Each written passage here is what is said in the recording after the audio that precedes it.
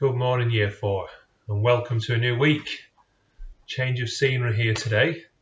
My little boy's a little bit poorly today, so he's with me and he's in the living room trying to cheer himself up with watching some children's TV. So here I am in the kitchen. Anyway, this is what life at home and learning at home is all about, I suppose. Okay, let's not take that away from what we're here for, and you're here for the next chapter, aren't you? If you remember the two boys, Auntie Megs was packing them off to Sydney. Okay, so this chapter is called Freddy Dodds. Memory is a great and powerful magician. It plays tricks on you that you simply can't understand, no matter how hard you try to work them out. In my case, it obliterated my early beginnings almost entirely, the lucky key around my neck being the only clue that I'd even had a beginning at all. And of my sister Kitty, the memory magician left me nothing but a shadowy phantom, which became more shadowy with every passing year. Yet I can remember the nightmare years of Cooper's Station and Piggy Bacon as if they all happened yesterday. But fortunately for my sanity, those healing, life-affirming years with Auntie Megs and Marty at the Ark are even more vivid to me than the nightmare time that preceded them. I'm guessing now, of course, but for me I think maybe it's partly at least a question of intensity. During those periods of my early life, maybe before I built up my protective wall around me, as most of us do when we get older, I felt everything so strongly, so deeply. Good, bad, or ugly, it stays with me. But that still doesn't explain why so much that has happened since those early years has been lost in a haze, that I seem to have forgotten as much as I've remembered. It's as if time itself had taken its time during my childhood. But once I got off that bus in Sydney, it picked up speed. And from then on, it was a roller coaster of a ride, and a bumpy one too, that brought me from then to now, leaving me with only fleeting memories of clarity, the highs and the lows, with so much in between, but lost to me forever. Freddy Dodds was there to meet us off the bus in Sydney. He drove us to the boatyard down at Newcastle. Mr. Dodds, I had never heard of anyone called him Freddy except Auntie Megs, was the most silent person I ever knew. He wasn't unfriendly. On the contrary, he smiled a great deal, and he wasn't ever offhand or cold. Daddy? Yes, sweetheart.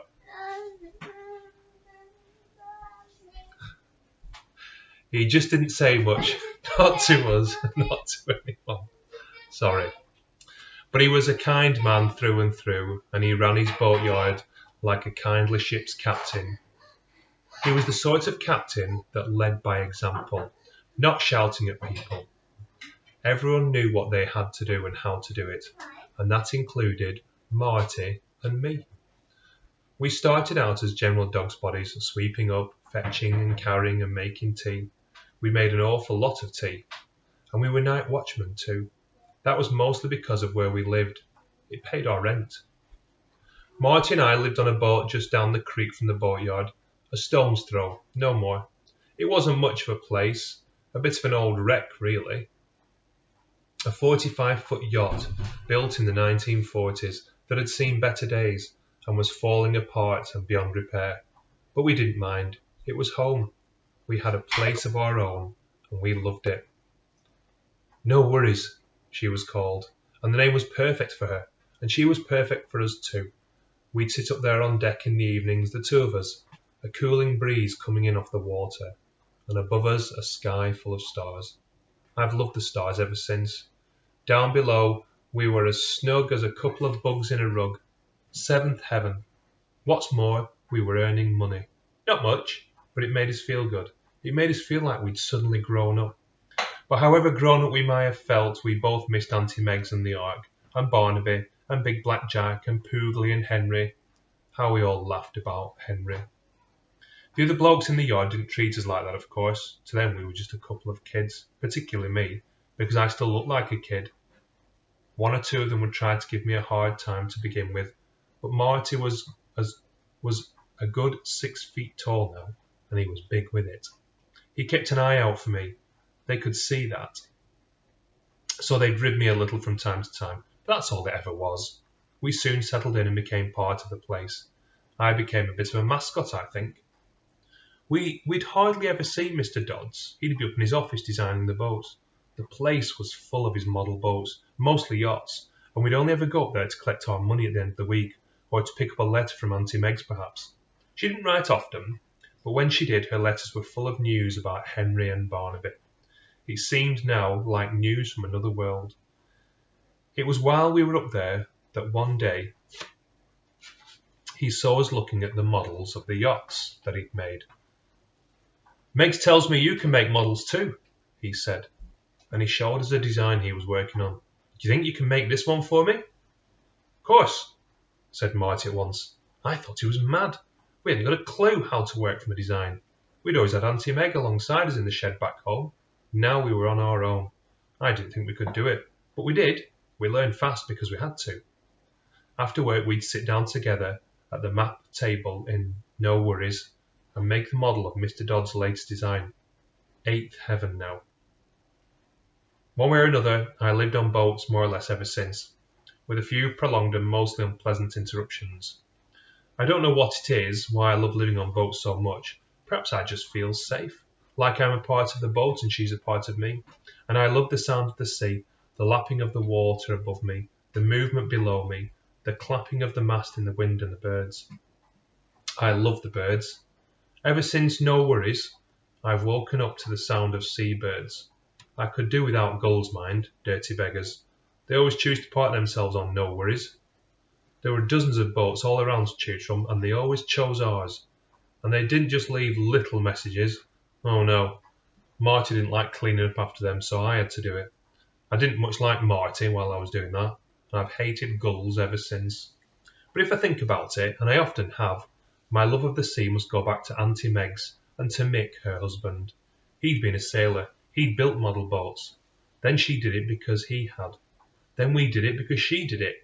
She taught us all that poetry of the sea too, gave us our books, the Yarn of the Nancy Bell, the Ancient Mariner, which we both knew off by heart. So it's hardly surprising, I suppose, that Marty and I took to the sea like ducks to water. Luckily, Mr. Dodds liked the first model we made, so we did the next one for him after that. And very soon we found ourselves working alongside all the other blokes in the boatyard shed. Not dogs' bodies anymore, but like them. Boat builders proper. Each of Mr. Dodd's boats was a real marvel to me. They were mostly yachts, 30 to 40 footers. You'd see her first as a sketch on his desk, then developed on the drawing board. Marty and I would make the model, and the next thing you knew, it took months, but it never felt like it. The next thing you knew, there she was in the water. A miracle every time it happened. A man-made miracle, that's what it was. For me, it was like giving birth. Well, as close as I ever got anyway. And Marty and I, all the blokes in the yard, were so proud of them, like they were our children. But their real father was Mr. Dodds, of course. I learned more about boats from Mr. Dodds than I ever did from anyone else in all of my life. There was never anything flash or fancy about his boats. They weren't built for speed or for looks. They were built to sail. And that's the other thing I've learnt from Freddie Dodds. He didn't just teach us how to build boats, he taught us how to sail them. And that was to change my life forever, and Marty's too. One January night. I suppose there were about a dozen of us working in Mr. Dodds' boatyard, including Marty and me. And by and large, we were a pretty close-knit team. One or two came and went, but for the most part, people liked it and stayed. And that was largely because Mr. Dodds treated everyone right. The money wasn't great. You could certainly earn more elsewhere in fancier boatyards. But with Mr. Dodds, you got to build the whole boat. And best of all, you got to sail it too. We had job satisfaction. That's what they call it these days. Once a boat was finished, Mr. Dodds would ask 2 or 3 of us to take her out on sea trials. He would often come along too. Everyone got his chance, but not everyone wanted to do it. Marty and I did though. Any opportunity to go out on the sea trials and we'd take it. We were seasick, of course, but after a while we'd find our sea legs and our sea stomachs, and once we'd settled into it, it was raw excitement. Hard work, we discovered, but always pure pleasure. So thanks to Mr. Dodds, both of us got to know boats from the keel up, from inside out. We built them and we sailed them too. and when we sailed we learned from Mr. Dodds how to sail in harmony with the wind and the sea.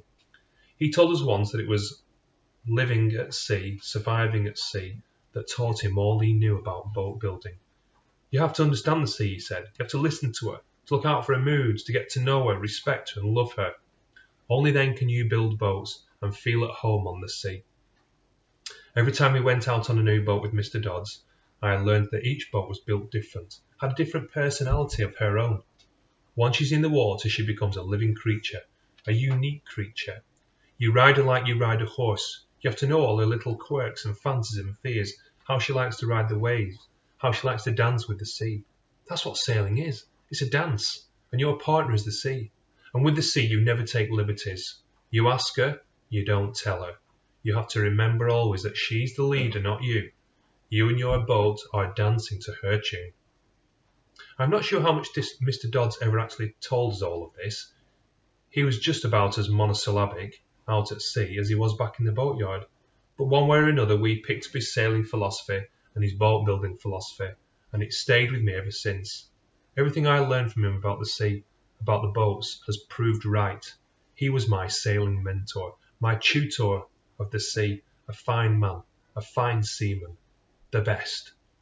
He must have thought well of Marty and me too, because after about 2 or 3 years, Marty would have been about 21 by now and I was 17. He called us up into his office and told us that he thought we were ready to do 1 or 2 longer trips now, and on our own, just the 2 of us. We were young, he said, but he taught us well. He'd prepared us. A lot of the others didn't want to do the long trips. Most of them had families to go home to. From now on, he didn't just want us to trial his boats, he wanted us to deliver his boats to the new owners. As a result, Marty and I went all over, across to Hobart, up to the White Sunday Islands, 3 times over to New Zealand. It was one of those New Zealand trips to Auckland that Marty first put an idea into my head, an idea that's been there ever since. We were sailing just off Dunedin. You know what, he said, if we wanted, we could keep going all the way to England. We could go and find your sister. You could find Kitty. We never did, of course, but the idea stayed with me. Meanwhile, I was being paid for what I loved doing best, and I was doing it with the best friend on earth. 9th heaven now. The 2 of us were becoming sailors through and through, and about that time, and partly because of the sailing I think, I stopped thinking about Marty as my elder brother, my bigger brother. The age difference between us that had meant so much at one time, and even set us apart a little for a while when we were younger, had all but disappeared. On board the boats there was no skipper. We worked alongside each other, with each other, not younger and older brothers anymore, but more like twins. We seemed to know instinctively what the other one was thinking, what he was about to do. Our world had been the sea world for so long now. We'd shared so much. We'd been shaped by the same teacher. Once a year for a couple of weeks' holidays, we'd go back home to Auntie Meg's, usually at Christmas. Sadly, Henry wasn't around anymore, but Barnaby was. Donkeys live longer than wombats. Barnaby still wouldn't eat or however much we tried to make him. We'd sit on the veranda, the 3 of us together, and watch the sun go down, and we'd tell her all about the places we'd been and the boats that we'd sailed. And on our last night we would all 3 of us recite the Ancient Mariner, for a few verses each until we'd finished. When we had to leave at the end of the holidays, we never wanted it to end. We never wanted to come away. Then one January night, just after we'd come back from staying with Auntie Meg's, our world turned upside down. We had both been in our early 20s by then. One way or another, it had been upside down most of my life ever since. Thinking back, we should have read the signs. Just before Christmas, Mr. Dodds had laid off a couple of blokes and he hadn't been himself for some time. He'd been hiding away in his office, hardly showing himself. I thought he was probably just preoccupied with some new design. We all did. But there was no Christmas bonus that year, and no Christmas party in the boat shed either. We knew that the boat business everywhere was going through a hard time, but we didn't realise just how hard it was until that January night. I was asleep on No Worries when it happened. Marty had gone out for his last night watchman's check around the boatyard. It must have been about midnight, I guess. The 2 of us always took it in turns, and Marty was on duty that night. All you did was walk around the yard with a torch for half an hour. It was routine, neither of us liked much, but for doing it we were living on no worries. almost rent-free, so we couldn't complain. The first I knew of it, Marty was shaking me awake. I could see the flames straight away through the skylight. I thought at first it was the boat that was on fire. When we got up on deck of No Worries, you could see the whole boatyard was on fire from end to end. By the time we got down there, the firefighters were already there. There was nothing they could do, nothing anyone could do. Luckily, there were no boats inside. They were all out on the apron or in the water. Marty kept saying over and over that he'd only been down there half an hour before he checked the place. He couldn't understand it. I saw Mr. Dodds standing there, still in his pyjama tops, watching his whole world go up in flames before his eyes. The police took Marty and me in and questioned us separately. I told them what I knew, which was nothing of course, except that each of us would go out last thing on alternate nights to check the boatyard, that we'd shared the night watchman duties for years and years. When they asked me whose turn it had been that night, I told them that it had been Marty's. It was only after I'd said it that I realised what they might be thinking. I regretted it at once, but it was too late. They arrested Marty that night on suspicion of arson. They wouldn't let me see him either. When I told Mr. Dodds what the police had done, he just looked at me, then turned away without saying a word. It wasn't at all the reaction that I'd been expecting. I'd never known him to be so heartless before. I couldn't understand it. It turned out they were dead right about arson as well. Just wrong about Marty. I was wrong about Mr. Dodds too. I couldn't have been more wrong. He walked into the police station the next morning and confessed to it all. Brilliant designer and boat builder that he was, good and kind man that he was too, it seemed that he'd got himself into serious financial mess. It was an insurance scam.